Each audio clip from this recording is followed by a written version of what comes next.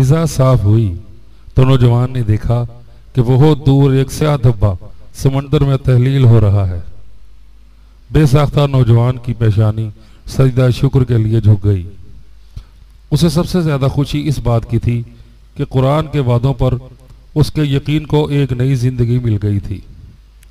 اس کی دانست میں ایک بندہ مومن کا یہ سب سے قیمتی سرمایہ تھا جو محفوظ رہا۔ حجاز کی سرزمین پر کائنات کی راجدھانی میں اس نے سرشام ہی ایک پیغام بھیجا تھا۔ اپنے آقا کی چارہ گری پر وہ فخر و ناز سے مچل مچل اٹھتا تھا کہ اس کی فریاد رائگاں نہیں ہوئی۔ مدینے کے آسمان سے عین اس وقت رحمتوں کا قافلہ اترا جبکہ وہ سمندر کے سنسان ویرانے میں تنہا تھا اور ایک خوفناک دیو چنگاڑتا ہوا قریب سے قریب تر ہوتا جا رہا تھا۔ سرور و کیف کی ایک رقت انگیز کیفیت میں ہی پیشانی میں سجدے مچلتے رہے اور ایمان و یقین کے چراغوں کی لو تیز ہوتی رہی۔ وہ انہی تصورات کی لذتوں میں گم تھا کہ ملاحوں کی آواز نے اسے چونکا دیا۔ اب سحر ہو چکی تھی۔ نماز فجر کے لیے اٹھ کھڑا ہوا۔ شہر والوں کے لیے اس طرح کی 14ویں رات اجنبی نہیں تھی، سینکڑوں بار گزر چکی تھی۔ شہر کی تاریخ میں نوجوان دوشیزاؤں کی لاشوں کا انبار لگ چکا تھا۔ آج بھی ساری رات حکیم کے گھر پر ایک کوہرام برپا رہا۔ کسی کی آنکھوں میں نیند نہیں آئی۔ سب سے زیادہ بے چین فارینہ تھی۔ اسے رہ رہ کر نوجوان کا خیال ستا رہا تھا۔ رات ڈھل جانے کے بعد اس کا اضطراب ناقابل برداشت ہو گیا کیونکہ سمندری دیو کے آنے کا یہی وقت تھا۔ وہ بار بار سوچتی تھی کہ نوجوان پر کیا گزری ہوگی۔ صبح کا اجالا جب ہر طرف پھیل گیا اور لوگوں کی آمد و رفت شروع ہو گئی تو راجہ کے کارندے حکیم کے گھر پر آ موجود ہوئے، کیونکہ دستور یہ تھا کہ لڑکی کا باپ ہی صبح کے وقت مندر کا دروازہ کھولتا تھا اور وہی اس کی بے جان لاش کو مندر کے باہر پجاریوں کے حوالے کرتا تھا تاکہ وہ اس کی آخری رسومات ادا کر سکیں۔ سوائے حکیم، اس کی بیوی اور فارینہ کے سارا شہر یہی جانتا تھا کہ دیو کی بھیڑ چڑھانے کے لیے قرعہ اندازی میں فارینہ کا نام نکلا تھا۔ پالکی میں اسی کو مندر تک پہنچایا گیا۔ اسی خیال کے مطابق فارینہ کے باپ کو راجہ کے کارندے ایک جلوس کے ساتھ مندر کی طرف لے کر چلے۔ مندر کی حدود کے باہر ہزاروں تماشائیوں کا ہجوم شہر کی سب سے حسین دوشیزہ کی لاش دیکھنے کے لیے ٹھٹ باندھے کھڑا تھا۔ مندر کے دروازے تک پہنچ کر پجاری رک گئے۔ حکیم نے کانپتے ہوئے ہاتھوں سے مندر کا قفل کھولا۔ اب دروازہ کھولتے ہوئے اس کا دل دھڑک رہا تھا کہ معلوم نہیں نوجوان کا کیا انجام ہے۔ ہمت کر کے جوں ہی دروازہ کھولا تو یہ حیرت انگیز منظر دیکھ کر ہکا بکا رہ گیا کہ نوجوان سامنے کھڑا مسکرا رہا تھا۔ پجاری ایک غیر متوقع صورت دیکھ کر دہشت و حیرت سے چیخ پڑے۔ بجلی کی طرح یہ خبر تماشائیوں تک پہنچ گئی۔ سارے شہر میں ایک تہلکہ مچ گیا۔ راجہ کو جب یہ خبر معلوم ہوئی تو وہ اپنے مصاحبین کے ساتھ دوڑا ہوا مندر کے دروازے پر پہنچا۔ ابھی تک نوجوان مندر کے اندر ہی کھڑا تھا۔ راجہ نے حیرت سے اسے دیکھا اور روب و دہشت سے آنکھیں بند کر لی۔ نوجوان نے باہر نکل کر راجہ کو تسلی دی کہ دہشت زدہ ہونے کی کوئی وجہ نہیں ہے، میں وہی نوجوان ہوں جو کئی مہینے سے حکیم کے مکان پر مقیم ہوں۔ مجھے جب یہ معلوم ہوا کہ برس ہا برس سے ایک سمندری دیو آپ کے شہر کو غارت کر رہا ہے اور اس کے قہر اور ظلم سے محفوظ رہنے کے لیے آپ کی حکومت ہر 4 مہینے پر شہر کی ایک نوجوان دوشیزہ کو اس کی بھیڑ چڑھایا جاتا ہے، تو میں اس لرزہ خیز واقعے سے تڑپ اٹھا۔ میرے پاس ایک ایسی طاقت ہے کہ اس کے ذریعے میں بڑے سے بڑے دیو پر فتح پا سکتا ہوں۔ اس لیے میں نے اپنے معزز میزبان سے درخواست کی کہ وہ فارینہ کے بدلے مجھے دلہن بنا کر پالکی میں سوار کر دے تاکہ میں سمندری دیو کے قہر و ستم سے اس شہر کی کنواری لڑکیوں کو نجات دلا سکوں۔ کافی اصرار کے بعد حکیم اس سنگین اقدام کے لیے تیار ہوا اور گزشتہ شب فارینہ کی بجائے مجھے اس مندر میں مقفل کر دیا گیا۔ یہاں تک پہنچ کر وہ خاموش ہوا ہی تھا کہ راجہ نے اسے سوال کیا، گزشتہ شب میں دیو کے ساتھ کیا ماجرا پیش آیا، اس کی تفصیل معلوم کرنا چاہتا ہوں۔ نوجوان نے نہایت شان کے ساتھ یہ جواب دیا، وہی ماجرا پیش آیا جس کی توقع تھی۔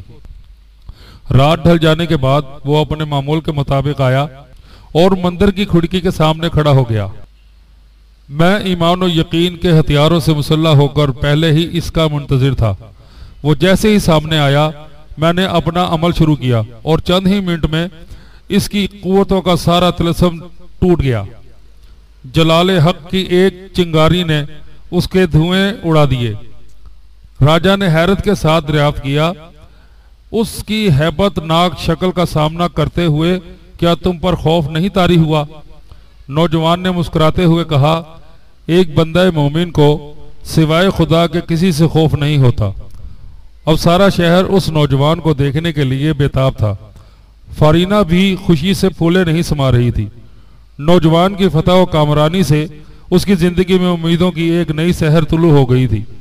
وہ نہایت ہی بے چینی کے ساتھ اس موقع کا انتظار کر رہی تھی جبکہ نوجوان کے اخلاص و ہمدردی کا شکریہ ادا کرے۔ راجہ نوجوان کو اپنے ہمراہ لیے ہوئے جیسے ہی مندر سے باہر نکلا، تماشائیوں کے ہجوم نے نوجوان کو سر پر اٹھا لیا۔ نوجوان جن جن راستوں سے گزرتا تھا ہر طرف پھولوں کی بارش ہو رہی تھی۔ اس واقعے سے لوگوں کے دلوں میں نوجوان کی عظمت و برتری کا سکہ بیٹھ گیا تھا۔ راجہ نے نوجوان کے اعزاز میں شہر کے سارے معززین کو اپنے دربار میں جمع کیا۔ سمندری دیو کے قہر و ستم سے نجات کے سلسلے میں یہ شہر کا پہلا اجتماع تھا جو نوجوان کو خراج عقیدت پیش کرنے کے لیے منعقد کیا گیا تھا۔ سب سے پہلے راجہ نے کھڑے ہو کر ان لفظوں میں اپنے تاثرات کا اظہار کیا، معزز شہریوں، آج صدیوں کے بعد وہ دن میسر آیا ہے کہ ہم نے ایک بہت بڑے خوفناک دشمن پر فتح پائی ہے، اور اس عظیم الشان فتح کا سہرا اس نوجوان کے سر ہے جو چند مہینوں سے ہمارے شہر میں مقیم ہے۔ جس دیو کو ہم اپنی موت کا مالک سمجھ رہے تھے، آج نوجوان نے اس کے فریب کا طلسم توڑ دیا ہے۔ نوجوان نے جس طاقت کے بل پر اس مضی دشمن کا قلع کما کیا ہے، دراصل اسی طاقت کے آگے ہمیں اپنا سر جھکا دینا چاہیے۔ وہی دین سچا اور غالب ہے جس کے فیضان نے نوجوان کو ایک عجیب و غریب ہستی کا مالک بنا دیا۔ کیوں نہ اس نعمت کے شکرانے میں ہم سب کے سب اسی دین کو قبول کر لیں۔ شہر کے ایک ذی اثر شخص نے کھڑے ہو کر کہا، اس احسان کے بدلے میں نوجوان کا جتنا بھی شکریہ ادا کیا جائے کم ہے، لیکن جہاں تک نوجوان کے دین قبول کرنے کا سوال ہے، اس سلسلے میں میری حقیر رائے یہ ہے کہ ابھی عجلت سے کام نہ لیا جائے۔ بھیٹ چڑھانے کی اب جو تاریخ آ رہی ہے، اس میں ایک بار اور آزمائش کر لی جائے۔ اگر سمندری دیو نہیں آیا تو ہم نوجوان کی روحانی طاقت اور اس کے دین کی برتری تسلیم کر لیں گے۔ راجہ کے ساتھ سارے مجمع نے اس رائے کی تائید کی۔ اس زمن میں ایک دانشور نے کھڑے ہو کر کہا، اس رائے میں اتنا اور اضافہ کر دیا جائے کہ اس بار دستور کے مطابق شہر کی نوجوان دوشیزہ بھی مندر کے اندر مقفل کی جائے تاکہ نوجوان کی روحانی توانائی کا پورے طور پر امتحان ہو جائے۔ نوجوان نے درمیان میں مداخلت کرتے ہوئے کہا، ہمارا مقدس دین کسی بھی اجنبی مرد اور عورت کو تنہائی میں جمع ہونے کی ہرگز اجازت نہیں دیتا، اس لیے اس میں اتنی ترمیم ضرور کر دی جائے کہ نوجوان دوشیزہ مندر کے اندر مقفل رہے گی اور میں باہر پہرا دوں گا۔ لوگوں نے بیک زبان ہو کر کہا، یہ صورت تو اور بھی ہمارے لیے اطمینان بخش ہے۔ آج پھر وہی 14ویں رات تھی۔ پھر بھیڑ چڑھانے کے لیے شہر کی ایک دوشیزہ منتخب کی گئی تھی اور دستور کے مطابق ایک پہر رات ڈھل جانے کے بعد اسے مندر میں مقفل کر دیا گیا۔ آج کی رات اس لحاظ سے نہایت اہم رات تھی کہ اس کی صبح کو کئی ہزاروں انسان پر ابدی سعادتوں کا دروازہ کھلنے والا تھا۔ آج نوجوان کی صرف روحانی توانائی کا نہیں، اس کے پیارے دین کا بھی امتحان تھا۔ آج نوجوان پر ایسی رقت انگیز کیفیت طاری تھی کہ بار بار رحمت خداوندی اس کا منہ چوم رہی تھی۔ رات ڈھلتی رہی اور نوجوان کی اشکبار آنکھوں کا تلاطم دم بدم بڑھتا رہا۔ آدھے سے زیادہ حصہ رات کا گزر چکا تھا، لیکن دیو کی آمد کا کوئی سراغ نہیں مل رہا تھا۔ اسی عالم شوق میں ستارے ڈوبنے لگے اور سمت مشرق سے سحر کی سپیدی نمودار ہوئی۔ جیسے ہی ملاحوں کی آواز کان میں گونجی، نوجوان عالم بے خودی سے چونک اٹھا۔ دیکھا تو سمندر کی شفاف موجوں پر سحر کا اجالا چمک رہا تھا۔ اذان دے کر نماز فجر ادا کی اور پروردگار عالم کے حضور میں سجدہ شکر کے لیے گر پڑا۔ آج اس نے اپنے دین کا سر اونچا کر دیا تھا۔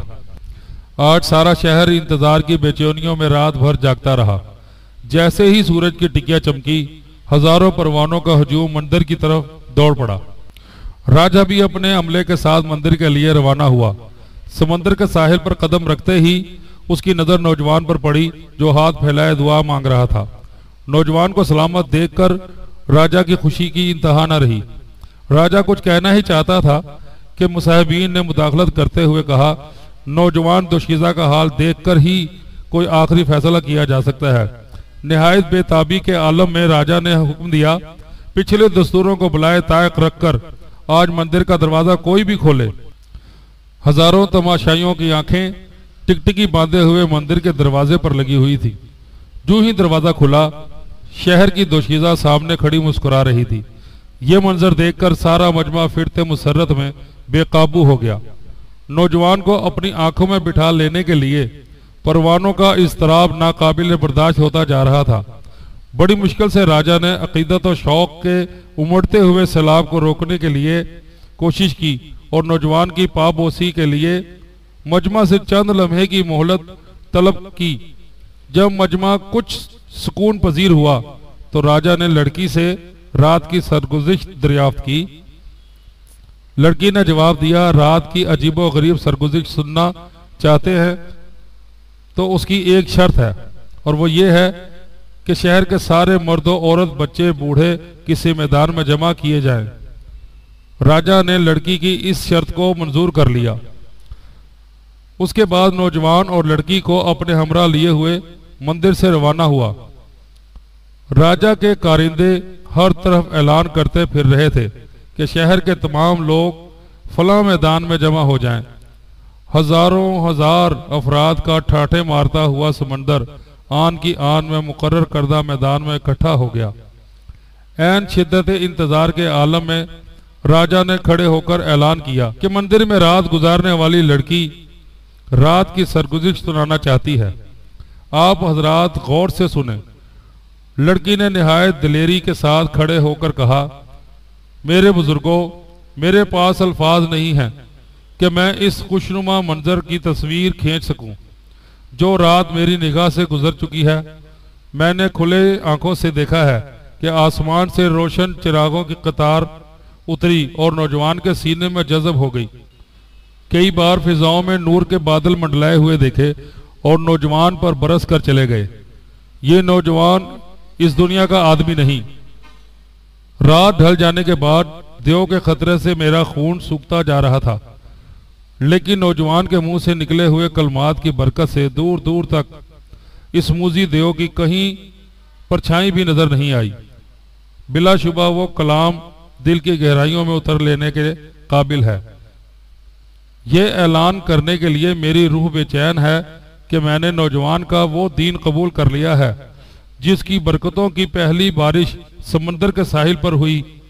لڑکی کی بات ابھی ختم بھی نہ ہو پائی تھی کہ راجہ نے جذبات کے تلاطم میں چرابور ہو کر اعلان کیا، میں نوجوان سے درخواست کرتا ہوں کہ وہ بغیر کسی تاخیر کے ہمیں اور ہماری رعایا کو اپنے سچے دین میں داخل کر لے۔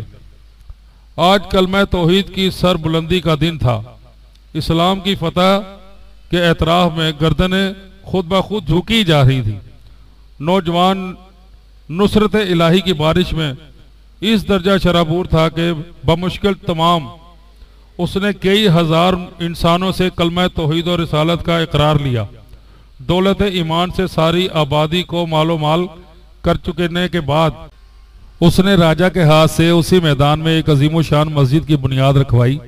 وہ نظارہ چشم فلک کے لیے بڑا ہی کیف آور تھا، جبکہ اسی میدان میں نماز کے لیے پہلی بار ہزاروں فرزندان توحید کی قطار کھڑی تھی اور نوجوان کے اقتدار میں بیک وقت سارا شہر خدا کے آگے سجدہ ریز تھا۔ شام کو جب نوجوان حکیم کے گھر گیا تو فارینہ نیچی نگاہ کیے سامنے آئی اور نوجوان کا شکریہ ادا کیا۔ نوجوان نے فارینہ کو متنبع کرتے ہوئے کہا، اسلام اپنی بیٹیوں کو کسی نامحرم کے سامنے جانے کی اجازت نہیں دیتا۔ جہاں تک دیو کے چنگل سے تمہاری نجات کا سوال ہے، اس کے لیے میں شکریہ کا طلبگار نہیں ہوں۔ میرا ایمان و اسلام ایک خاموش فرض تھا جسے میں نے انجام دیا۔ اس کے پیچھے انسانی ہمدردی کا اور کوئی جذبہ کار فرما نہیں۔ اس کے بعد چند مہینے اس جزیرے میں قیام کر کے نوجوان نے بہت سارے افراد کو قرآن کی تعلیم دی اور انہیں دین کی تفصیلات سے آگاہ کیا۔ وہ دن شہر والوں کے لیے قیامت سے کم نہیں تھا جس دن اسپین کا ایک تجارتی جہاز ساحل پر لنگر انداز ہوا۔ سارے شہر نے برستی ہوئی آنکھوں سے نوجوان کو رخصت کیا۔